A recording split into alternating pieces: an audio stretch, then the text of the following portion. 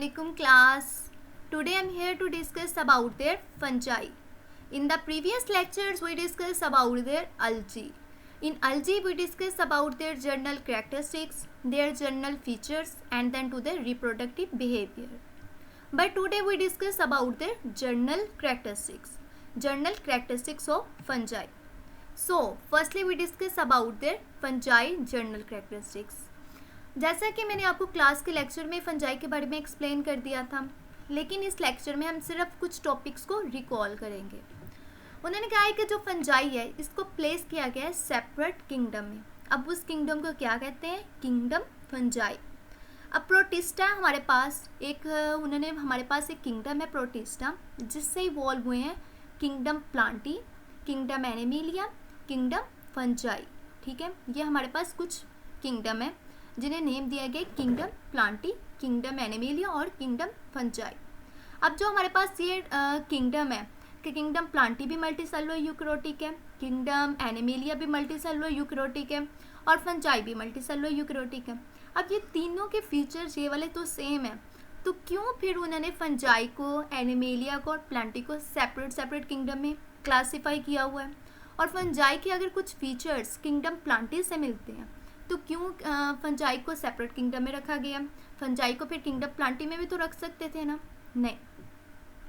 अब हमने देखना है कि वो कौन से ऐसे फीचर्स हैं जिसकी वजह से किंगडम प्लांटी को सेपरेट किंगडम का नेम दिया गया और किंगडम फंजाई को सेपरेट किंगडम का नेम दिया गया। ये हमें पता चलेगा इसके एवोल्यूशन पीरियड से। ठीक है, अब है फर्स्ट हमारा 3 डोमेन्स है हमारे पास, बैक्टीरिया, आर्चिया और यूकेरोट्स। और किंगडम है हमारे पास 6। कौन कौन से किंगडम है? Eubacteria first, archaebacteria second, kingdom protista third, kingdom Plantae ये हमारे पास फोर्थ, किंगडम फंजाई फिफ्थ और किंगडम एनिमिलिया 6। इस तरह ये हमारे पास हो गए 6 किंगडम्स। अब उन्होंने कहा है कि जो किंगडम प्लांटी है और किंगडम फंजाई है इनकी कुछ रिजेम्बलेंस आपस में मिलती है। वो तो हम इसके कैरेक्टरिस्टिक्स में देख लेंगे कि कौन सी रिजेम्बलेंस ऐसी है जो इन दोनों की आपस में मिलती हैं। लेकिन क्वेश्चन ये होता है कि अगर इन दोनों की रिजेम्बलेंस मिलती थी तो फिर क्यों किंगडम फंजाई को सेपरेट किंगडम में रख दिया और ये भी कह दिया कि किंगडम फंजाई के ज़्यादातर कैरेक्टरिस्टिक्स किंगडम एनिमिलिया से मिलती हैं। अब हमने इनके जनरल कैरेक्टरिस्टिक्स पे हमें पता चलेगा। अब ये सारा कुछ हमें उसके जनरल कैरेक्टरिस्टिक्स से पता चलेगा कि क्यों किंगडम फंजाई के ज़्यादा रिजेम्बलेंस किंगडम एनिमिलिया से कर दी गई है। लेकिन कुछ फीचर्स मैं आपको इसी पॉइंट पे बताऊंगी कि जिस तरह हमारे पास किंगडम फंजाई है, किंगडम फंजाई को सबसे पहले ये कहा गया है कि they are not plants, second they are non photosynthetic और third they are not true लफ्ज़ पे आप लोगों ने देखना है, नॉट ट्रू स्टेम्स, लीव्स और रूट्स, कि इनके पास ट्रू स्टेम्स, रूट्स और लीव्स नहीं होते। इसके अलावा ये हेटेरोट्रोप्स होते हैं, यूकैरियोट्स होते हैं, नॉन मोटाइल होते हैं। इसका मतलब कुछ फीचर्स कुछ तो है इसमें कि जो किंगडम एनिमिलिया से मिलते हैं और कुछ फीचर्स ऐसे हैं जो किंगडम प्लांटी से मिलते हैं, लेकिन इसको हम प्लांट नहीं कह सकते।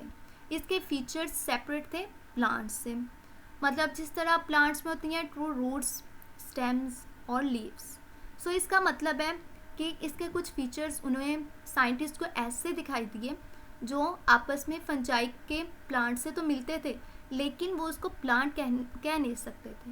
स्टार्ट में तो इसे किंगडम प्लांटी में रखा गया था, लेकिन जैसे जैसे इसकी एवोल्यूशन होती गई फंजाई की हमें ज़्यादातर टाइप्स की स्पीशीज़ का पता चलता गया, तो फिर ऐसे पता चला कि नहीं, कुछ इसकी स्पीशीज़ ऐसी हैं जो यूनिसेलुलर हैं, कुछ ऐसी हैं जो मल्टीसेलुलर हैं। इसका मतलब फंजाई के कैरेक्टरिस्टिक्स अगर हम इसको प्लांट में रखेंगे तो हम इसको डिस्टिंक्ट नहीं कर सकेंगे कि ये प्लांट है, ये प्लांटिया है या एनिमिलिया। तो फिर साइंटिस्ट के लिए ये बहुत ज़्यादा मसला क्रिएट हो गया था। तब उन्होंने कहा कि इसको एक सेपरेट किंगडम का नाम दे, क्योंकि इसके फीचर्स रिजेम्बलेंस करते हैं, लेकिन ये टोटली किंगडम प्लांटी में रखने के नहीं है कि अगर हम इसको किंगडम प्लांटी में रखेंगे तो किंगडम प्लांटी के बहुत सारे कैरेक्टरिस्टिक्स डिस्टर्ब हो जाएंगे, तो इसलिए इसे किंगडम फंजाई का नेम दिया गया। अब नेक्स्ट हम इसके देखेंगे general characteristics.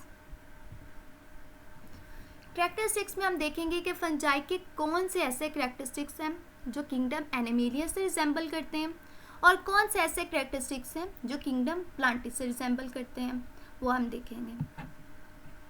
So firstly fungi को उन्होंने कहा है कि फंजाई आर नॉट प्लांट्स के जो फर्स्ट कैरेक्टर है वो इसको एक्सप्लेन कर रहा है कि आप ये कन्फ्यूजन ना रखिएगा कि फंजाई प्लांट्स हैं। Fungi are not plants, non photosynthetic, कि ये फोटोसिंथेटिक नहीं है।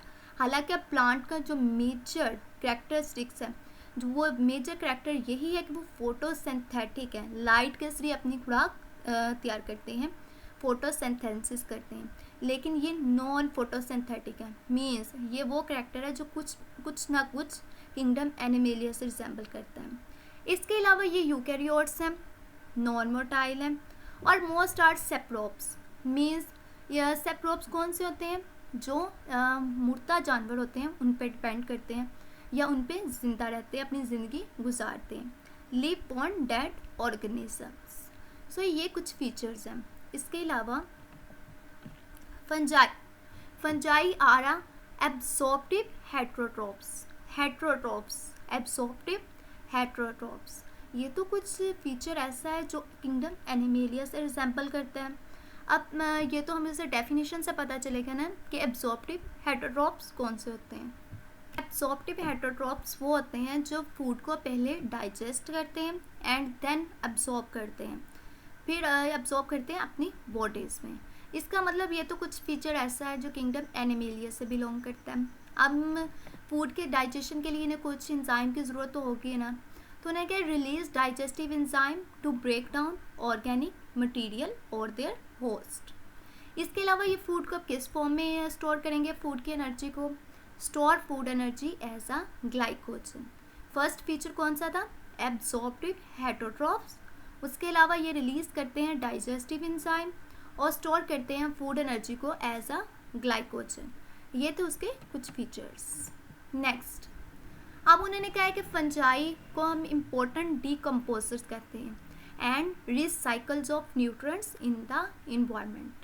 मतलब इन्वायरमेंट में ज़्यादातर न्यूट्रिएंट रिसाइकलिंग के लिए अगर हम किसी भी एक प्लांट देखते हैं ना स्पीशी को, तो वो हमारे पास है फंजाई के तौर पे हम उससे एक नेम देते हैं कि फंजाई इम्पोर्टेंट है रिसाइकल्स ऑफ न्यूट्रिएंट्स में। बैक्टीरिया भी यूज़ होते हैं रिसाइकलिंग ऑफ न्यूट्रिएंट्स में, लेकिन फंजाई उनमें सब में एक इम्पोर्टेंस रखता है क्योंकि ये इम्पोर्टेंट डिकम्पोजर्स होता है एंड रिसाइकलिंग ऑफ न्यूट्रिएंट्स। अब उन्होंने कहा है कि मोस्ट फंजाई है हमारे पास मल्टी सेलुलर।